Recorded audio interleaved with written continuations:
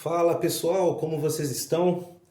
Me chamo Bruno Azevedo, sejam bem-vindos ao meu canal. Eu falo sobre abelhas nativas, criação de abelhas nativas, né? E hoje aqui eu vou trazer para vocês um vídeo bem tranquilinho. Eu vou estar fazendo aqui alguns bombons de pólen. Como vocês podem ver aqui, ó, essas bolinhas são é uma massa, né, basicamente de pólen e mel, tá? Então a gente chama de bombom de pólen, né? Essa massa aqui ela vai ser envolta com uma camada de cera. Aqui, ó, tem um bom bloco aí de cera de abelha Europa, né, ou abelha africanizada, que é a Apis mellifera, tá? Então aqui tem 1 quilo de cera, basicamente. Aqui tem a massa já no formato que eu vou utilizar. Aqui tem um copinho d'água, pessoal, por quê? Eu vou ter que mergulhar essas bolinhas aqui. Ó, essa bolinha da massa, eu vou espetar e eu vou mergulhar ela aqui nessa lata aqui, onde eu vou derreter a cera, tá? E aí a cera, como vai estar quente, eu vou mergulhar depois aqui na água. Vocês vão ver todo o processo, tá? Para quem não estiver entendendo muito bem, vocês vão estar observando aí. Então depois eu resfrio a cera aqui, tá? Para poder a cera solidificar e eu poder manusear o bombom, certo? Então hoje aqui eu já fiz, né, vídeo mostrando como eu preparo o bombom e tal, mas eu vou fazer um novo vídeo aqui e aproveitar também e fazer um bate-papo aí com vocês, né? Tá conversando aqui um pouco. Quem depois aí tiver alguma dúvida, né? Alguma coisa aí pode estar comentando, tá? Eu sempre vejo os comentários. Bom, vamos começar aqui. Eu vou ligar o fogão, né? Sempre fogo baixo, tá, pessoal? Para não estar queimando a cera aí, tá? Então, ó, acendi o fogo aqui. Agora eu vou deixar em fogo baixo para a cera derreter lentamente, tá? Aqui, para quem não viu, ó, aqui tem um pouco de cera aqui dentro dessa lata, certo?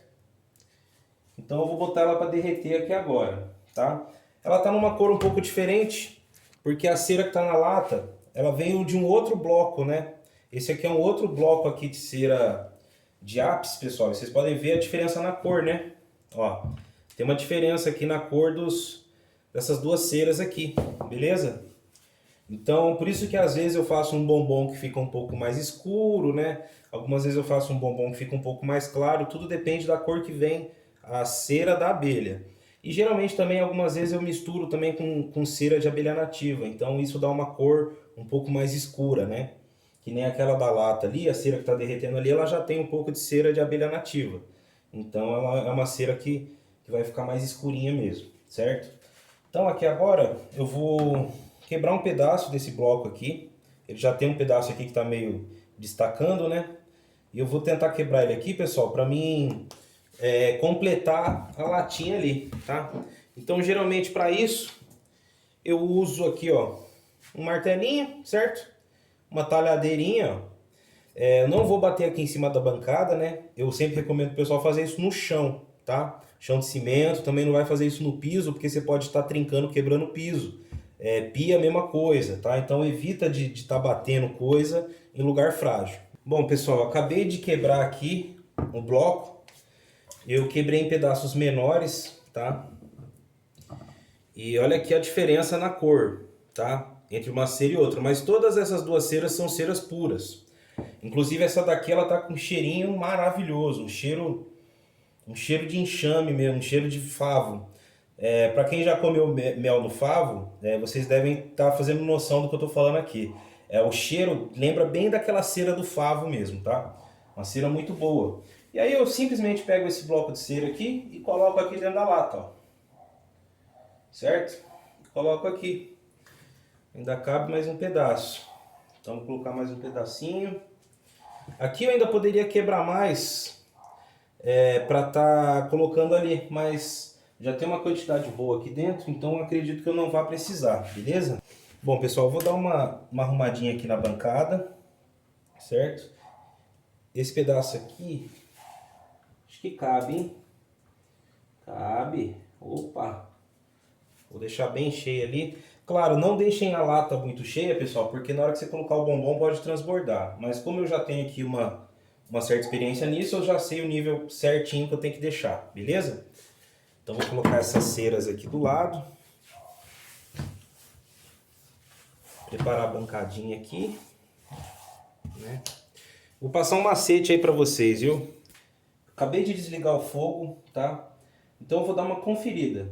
Eu desço com o palito até o fundo da lata, certo? Bateu lá no fundo, sinal que a cera derreteu por completo. Por que eu digo isso? Geralmente, aqui em cima você sempre vai ver a cera ficar líquida primeiro, tá? A cera líquida tende a subir. Então, às vezes a pessoa tem a impressão de que derreteu tudo, mas não, né? Aí ela vai, mergulha o bombom gruda na cera que está na metade da lata, porque só derreteu metade. Então, embora o fogo venha de baixo para cima, a cera líquida, lembrem, ela sobe. A cera que está solidificada, ela tende a descer. Então, você muitas vezes pode se enganar olhando apenas por cima aqui da lata. Então, eu sempre dou o palito que eu vou usar nos bombons mesmo, é até bom que dá uma isolada na madeira. Então, eu mergulho até lá embaixo, ó. A cera está bem líquida, tranquilo. Agora eu começo a fazer os bombons. A cera já está líquida ali. Já estou deixando ela esfriar um pouquinho, né? Sempre bom, depois que você desligar o fogo, você deixar uns 3 minutos ali de descanso para a cera não ficar muito quente, tá? Então eu vou mergulhar aqui, ó. É muito simples, tá? Faço aqui um furinho, tem que ficar bem preso, tá? Porque senão, na hora que você fizer isso aqui, ó, a massa cai lá pro fundo da lata. E aí, meu irmão, você vai ter um problema aí, né? Aí você vai ter que ficar pescando a massa do bombom na cera. Nisso, uma parte desse bombom vai ficar aqui na cera, vai virar uma impureza aqui na cera derretida, então não é legal. Então, ó, o que eu faço? Tá vendo aqui, pessoal? Não sei se tá dando para enxergar direito aí, mas aqui já tá o primeiro bombonzinho. Eu poderia deixar apenas com essa primeira camada, tá? Porque aqui ficou uma cera boa, ficou firme, mas se eu quiser, eu posso adicionar uma segunda camada de cera, tá? Para ficar mais caprichadinho, né, ó, para ficar mais bonitinho aí, eu posso estar fazendo também com 2 camadinhas de cera, o bombom fica mais firme, né? Para quem vai armazenar os bombons, né? Isso aqui é uma boa opção. Você dá pelo menos 2 camadas ou até 3, dependendo de quanto de regalia você quer dar para seus enxames, né? Afinal de contas, elas vão consumir essa massa do bombom, mas elas também depois vão acabar utilizando a cera, tá? Então elas vão usar essa cera aí na construção, né, da colônia, enfim. Vou colocar um pratinho aqui para estar colocando esses outros bombons aqui. Bom, algumas pessoas aí acabam perguntando também sobre alimentações, digamos assim, como eu vou dizer, alimentações alternativas ao pólen, tá?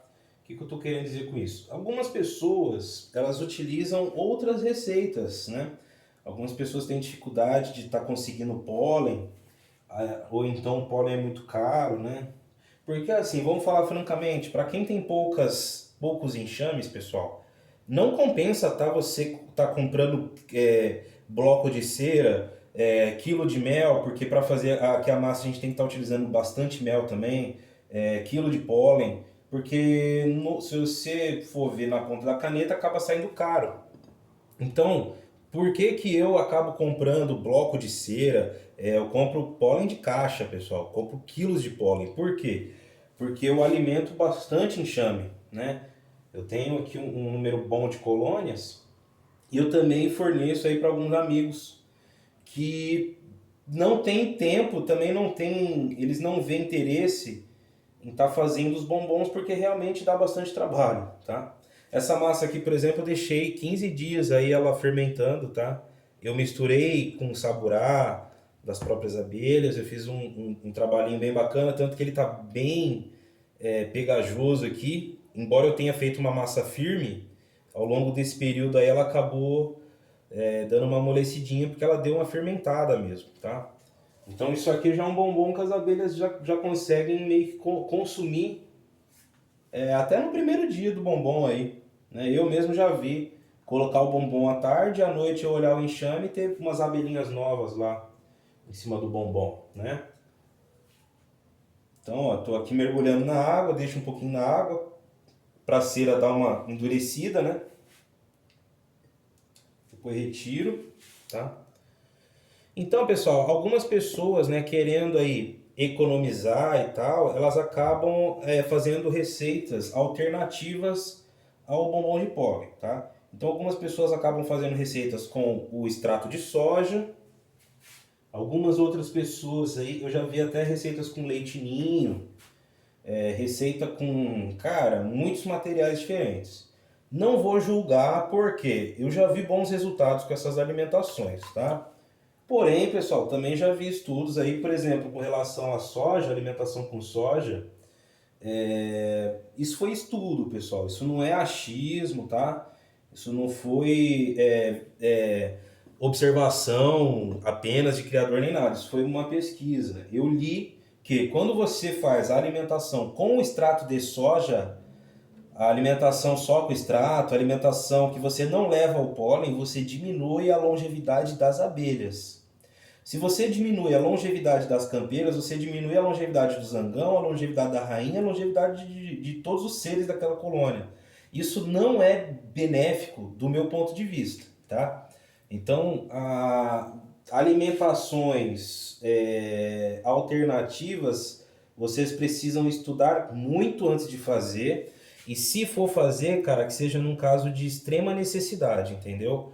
Que nem uma vez eu fiquei sem pólen, cara, né? Eu fiquei, isso já tem aí uns 2 anos atrás, tá? Que aconteceu isso, pessoal. Eu não tive como comprar pólen porque na época estava muito escasso, estava muito caro, alguns quilos aí que eu tava vendo aí no mercado. Então eu não consegui também, né? Os meus dois fornecedores ficou sem pólen, né? Porque eu quis ajudar um pessoal que veio me perguntar: ah, Bruno, me passa seu fornecedor. Eu fui, passei e acabei ficando sem, né? Então, por isso que hoje em dia eu já não fico falando mais de quem me manda o quê, porque acaba faltando para mim, né? Que nem nesse caso aí, eu fiquei uns 2, 3 meses aí sem pólen, porque meus dois fornecedores estavam sem produto, porque compraram tudo, né? E os outros estavam cobrando muito caro, então eu não consegui. E aí, pessoal, eu tinha um restinho de pólen e aí eu usei um pouco de soja para render o pólen, tá? Usei pouca soja. Eu não usei, acho que nem meio quilo para 1 quilo de pólen, tá? Mas eu usei porque era o que eu tinha. Eu tinha pouco pólen com relação ao plantel que eu tinha na época. Não dava para alimentar todas elas, e elas já estavam precisando porque eu já estava há um tempo sem, né? Então eu acabei usando um pouco de extrato de soja, sim. Não notei diferença considerável, mas como eu disse para vocês, eu usei pouca soja, tá?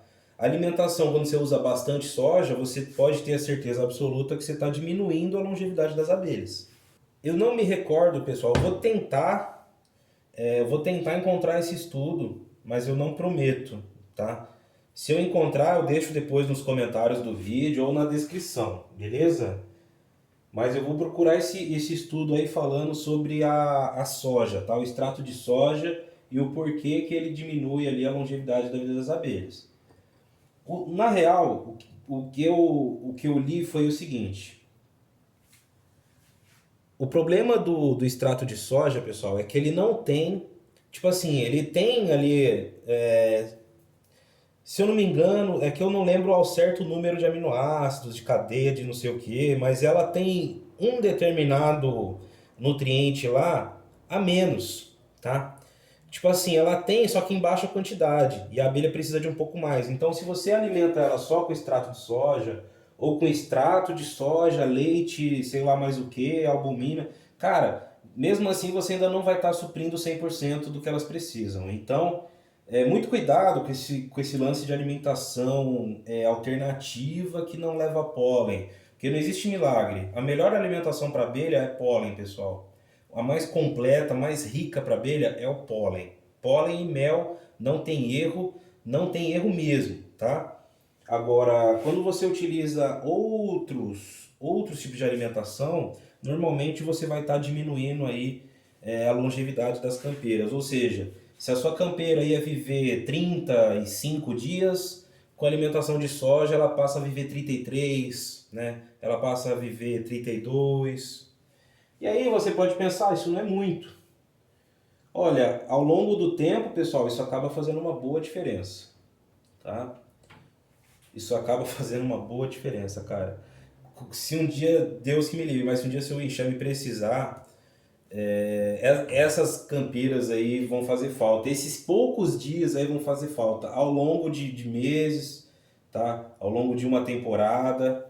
Então, num ataque de furídeo, numa escassez de alimento, sabe? São 2, 3 dias a menos de trabalho de várias campeiras que acabam morrendo antes do tempo por conta da alimentação alternativa.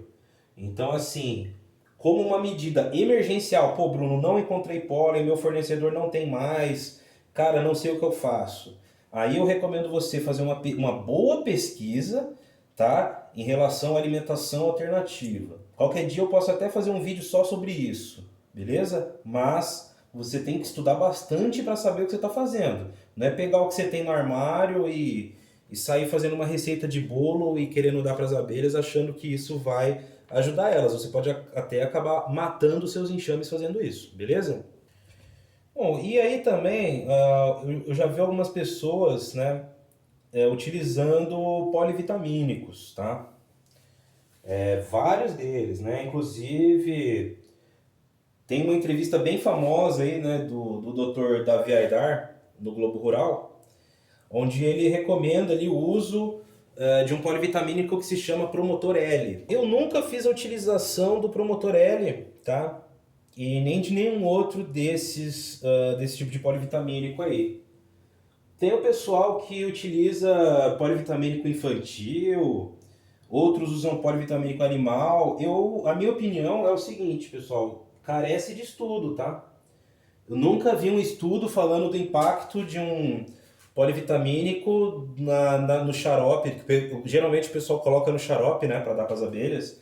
Isso é comum na apicultura, mas na meliponicultura, pessoal, eu nunca vi nenhum estudo mostrando a eficácia ou não dessas substâncias. E eu acredito que um polivitamínico, por exemplo, para criança, para ser humano, eu acredito que as substâncias ali, né, os sais, as vitaminas, minerais, sejam bem diferentes, né, do que uma jataí precisa, né?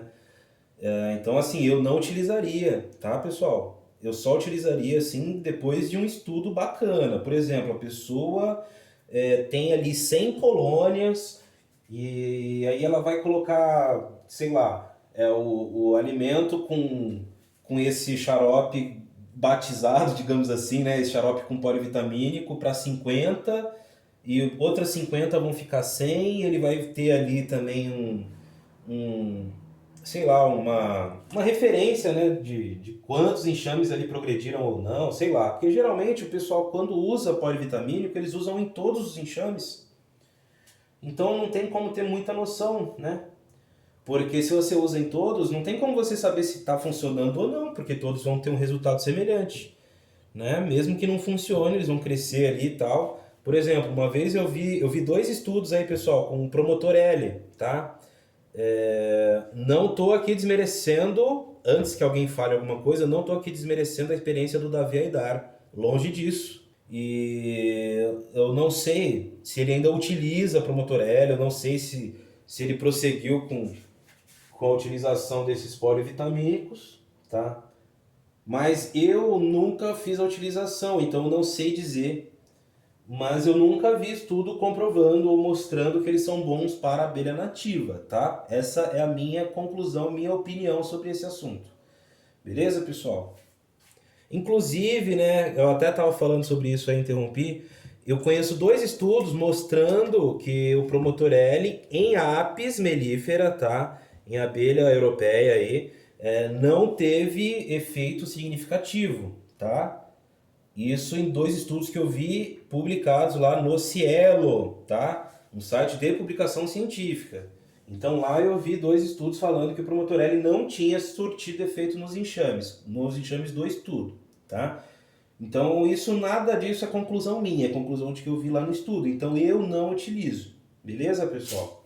Agora também eu vou falar um pouco sobre a importância disso aqui que eu estou fazendo, né? Porque não é legal. Cara, a massa, gente, é muito chato de fazer, cara. Dói a mão, quando você tem que fazer muita quantidade assim, é chatinho, você faz uma sujeira danada, sabe? O fogão também fica cheio de cera, cara, é um negócio. E assim, tem que fazer, cara, né? Quem não pode fazer, compra, gente. Compra o bombom, né? Eu, por exemplo, aqui em São Paulo, capital, eu vendo, tá? Quer ver, ó? Vou mostrar pra vocês. Ó, um bombonzinho desse aqui, ó. Um bombom de tamanho médio aqui, tá vendo? Um bombom pra mandar saia. Eu vendo a R$ 2,50, tá? Basicamente. Um bombom desse aqui alimenta uma divisão aí durante uns 15 dias, tá? Então, uns 10, 15 dias aí você garante aí que a sua divisão, o seu enxame vai estar bem alimentado. R$ 2,50 é um bombonzinho desse. Então, às vezes, né? Como eu falei, a pessoa não tem condição. Quando tem poucos enxames, por exemplo, tem gente que só tem 2 colônias, cara. Então, pra que o cara vai gastar, tipo, sei lá, 200 pau comprando cera pra caramba, pólen, comprando pote de mel pra tá fazendo massa, se ele pode simplesmente pegar 10 pila, pegar 4 bombom e alimentar o enxame dele durante um mês, né? Então, depende muito aí de cada um. Tem gente que compra pra fazer, eu como eu tenho bastante enxame, pra mim compensa mais eu comprar e tá fazendo, né? Inclusive eu vendo bombom para ajudar a pagar o próprio bombom, porque eu tenho um gasto fazendo isso aqui não é de graça, tá? Então é isso aí, né? Aqui tudo eu pago frete também, cara. Por exemplo, o meu pólen, ele não vem daqui de São Paulo. Então eu tenho frete em cada quilo que eu pago aí, né? Cera também, né? Essa cera em específico aí que eu tô, esse discão amarelo aqui, esse discão aqui que eu tô aqui, ele veio de um amigo aí que trouxe pra mim. A gente fez um rolo aí, eu troquei com ele em atrativo, né? Inclusive é uma outra dica aí, né? Às vezes a pessoa não tem condição também e ela acaba fazendo trocas, né? Meu amigo, ele tava precisando de atrativo, eu tava precisando de cera. Então ele me deu aí 1 quilo de cera e eu fiz uma troca com ele aí, em atrativo, né? Ele vai fazer, se Deus quiser, aí capturas de enxames. E eu vou estar aqui podendo fazer o que eu tô fazendo aqui, fazendo meus bombonzinhos, né? Então eu procuro também, gente, estar sempre fazendo minhas economias aqui, né? Meliponário, cara, tem bastante gasto, pessoal. Não é por nada não, mas só de açúcar aqui em casa vai uns 150, R$ 100 por mês. Isso de açúcar que é barato, viu? Isso sem falar na quantidade de pólen, tá? E as pessoas às vezes se assustam com o preço de enxame. Gente, cara, meliponário tem gasto. As caixas para fazer, né? Meu tio, por exemplo, quase perdeu um dedo da mão lá na marcenaria, né? Eu faço minhas caixas com ele. Então, assim, às vezes a gente vai pro mato também para fazer captura, para trazer genética nova, né? Se arrisca aí a tomar mordida de cobra, de escorpião, ser atacado por um animal aí, ou então sofrer um acidente também, né? Acabar caindo aí num poço, enfim, muita coisa pode acontecer, cara. Né? Uma vez eu enfiei um puta de um espinho no meu braço, numa árvore aí que espinheira judaica, espinheira de judeu, alguma coisa assim. Não sei o nome da árvore, mas ela tem uns espinhão que, meu braço virou uma bola assim, ó. Entrou, bateu no osso, cara. Isso na mata, né? Eu me desequilibrei, encostei o braço assim na árvore e o espinhão entrou até o fundo lá no osso. Então, assim, é arriscado, cara. É arriscado. A meliponicultura, nem todo mundo tem condição de fazer isso, né? Inclusive, eu até vou falar aqui um pouco sobre outro tema, né? Que às vezes as pessoas falam bastante, assim, porque tem cara que vende enxame, isso é errado. Não, cara, não é errado, não. Porque o enxame, quando ele é vendido, ele continua cumprindo a função dele, né? E isso, cara, é para cobrir muitas vezes o custo do próprio meliponário, porque meliponário gera custo, cara. Pra você fazer uma boa captura, porque você não vai capturar mandaçaia no seu quintal, na cidade. Desculpa, você tem que sair, você tem que pegar a estrada, cara, você tem que se arriscar.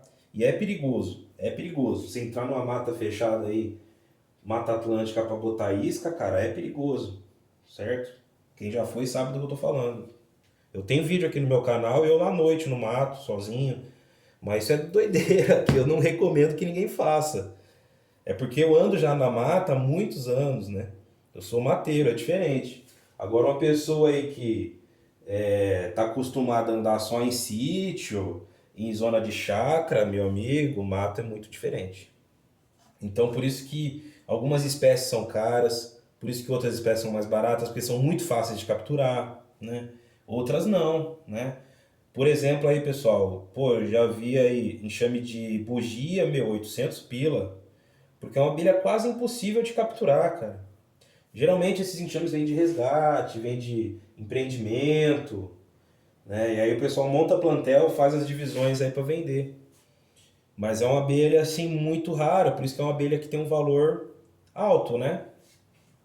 Tem muita abelha aí, a borá, por exemplo, né? Borá também, uns tempos atrás aí eu vi uns enxames de borá, um valorzinho bem alto assim, para mim que não tem dinheiro, claro. Para quem tem, quem gosta da espécie, acho que até vale, né?